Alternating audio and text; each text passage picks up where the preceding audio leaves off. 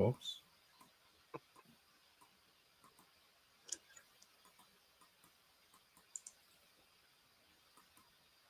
Hold on. You want to sing? We could do the music.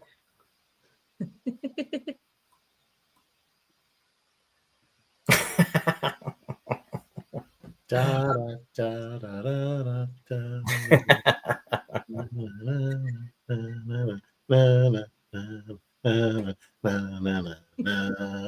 Gotta love technology. Dun, dun, dun, dun, dun, dun, dun, dun, dun, dun, dun.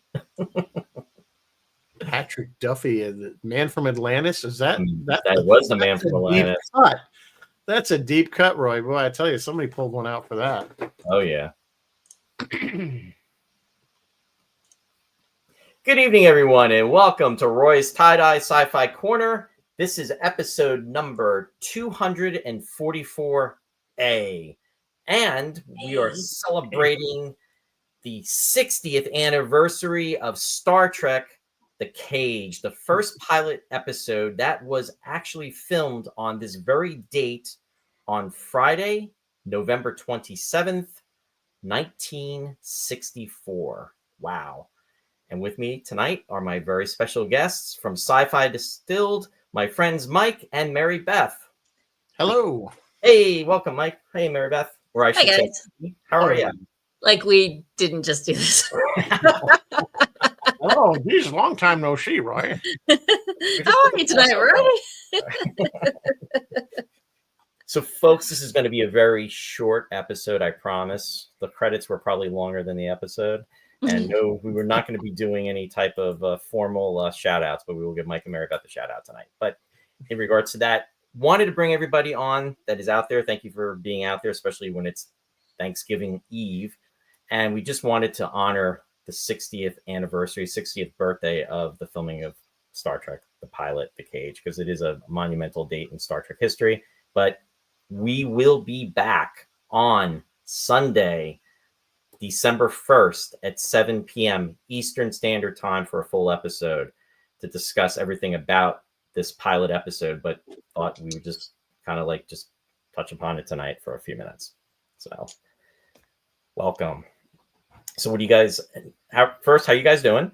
We're doing well. Doing good. Good. We are ready for some many turkey. things have happened in the last 15 minutes.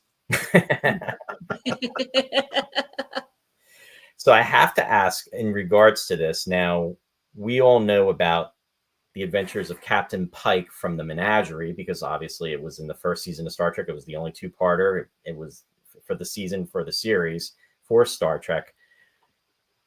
Do you have any recollections of how you felt when you first saw the Menagerie, which is in the essence the Cage, when it was first on? And I'll start with you, Marybeth.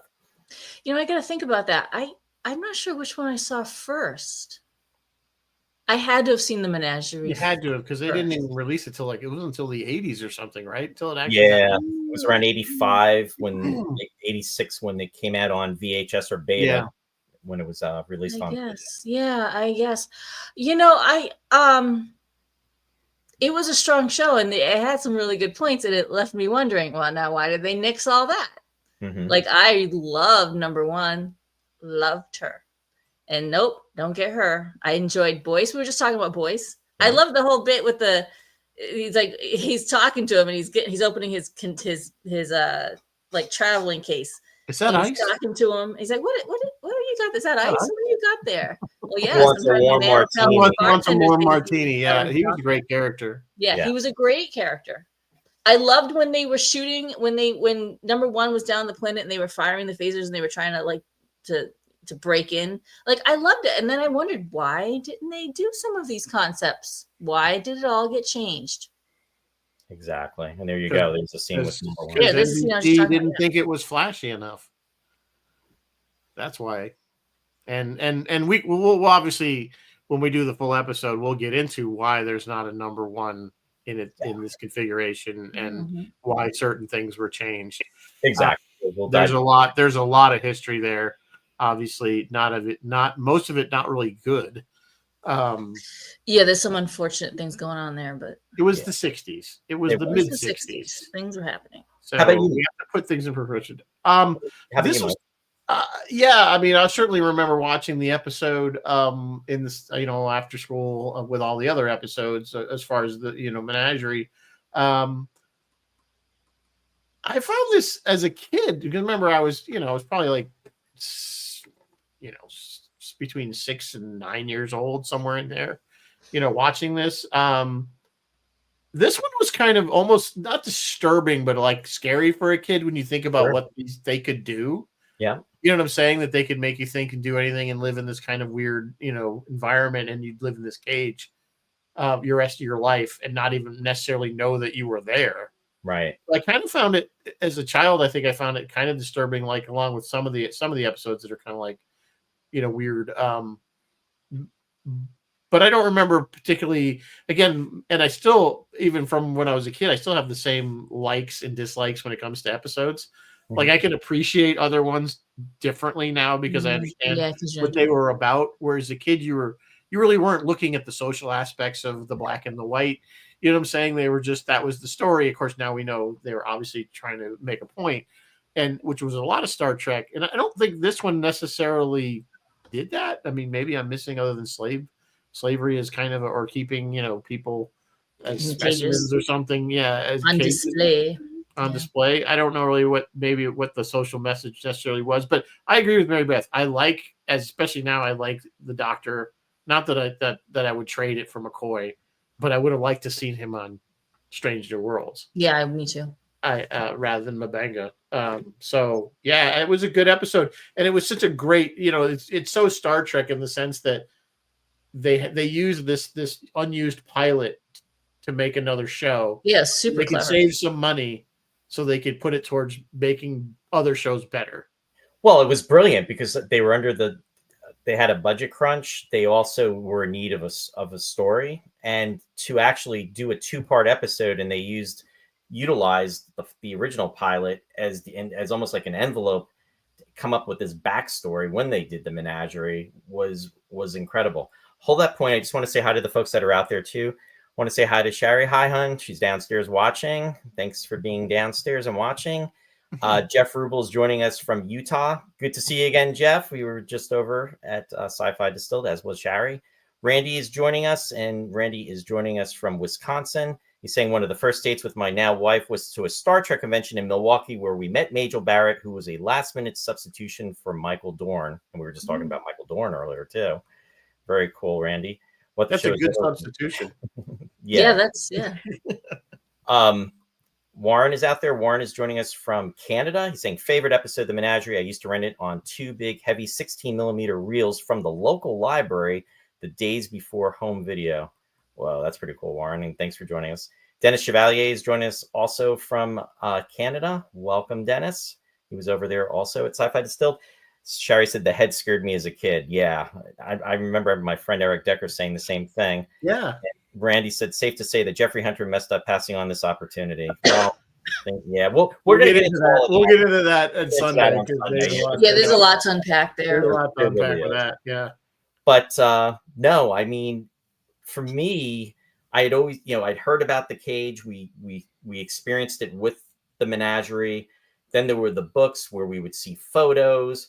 But actually, the first exposure of actually seeing this special episode was with, and I believe if I remember correctly in the video, it was almost, I think it was episode number, I think they did episode number 1, or they did 99 first, I think. And what it was is they had Gene Roddenberry come on.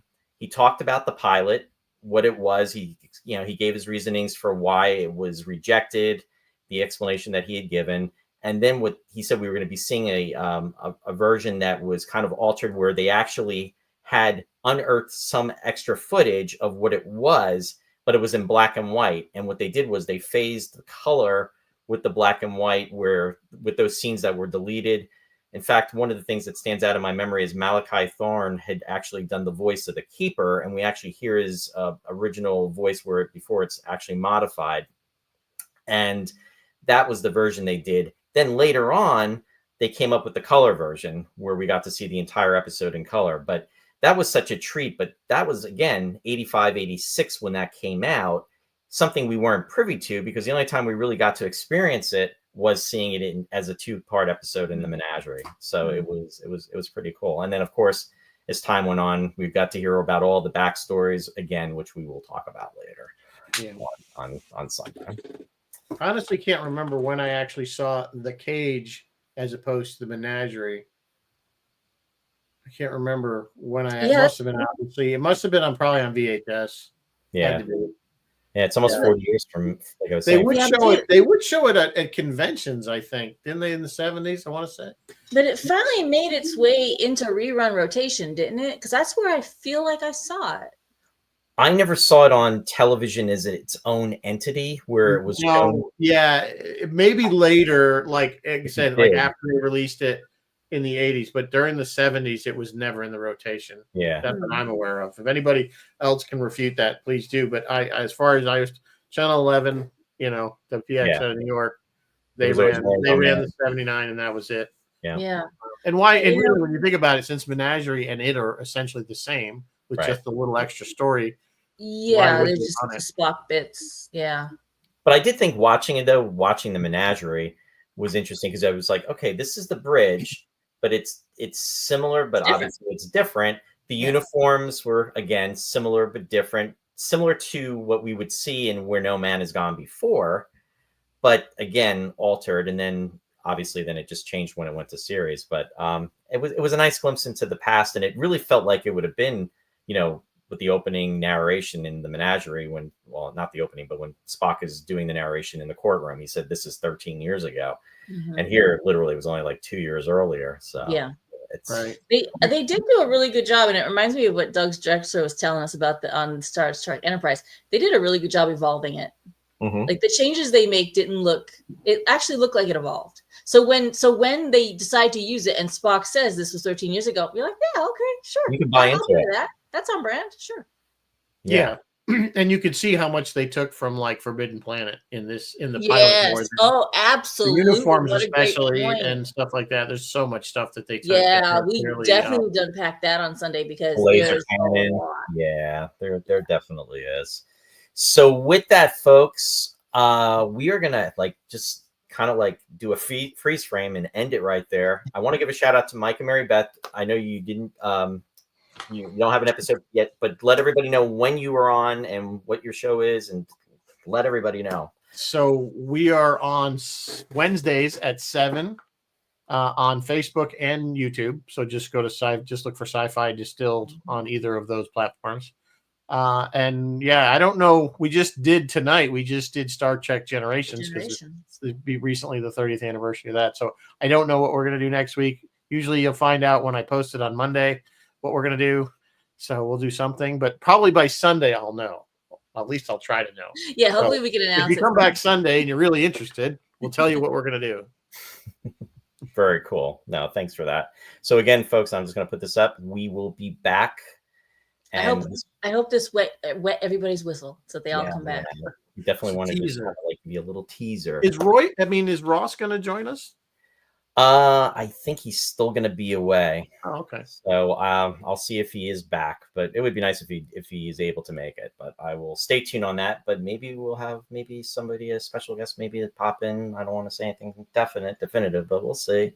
You never know. Maybe somebody could drop by just to say hi. You never know. Roy is full of surprises. So we'll leave it at that. That'll be our Thanksgiving Day cliffhanger. Yes. So with that said, everybody go eat turkey. Yes. Everybody have a safe and enjoyable Thanksgiving. Yeah. Happy Thanksgiving, everyone. Traveling.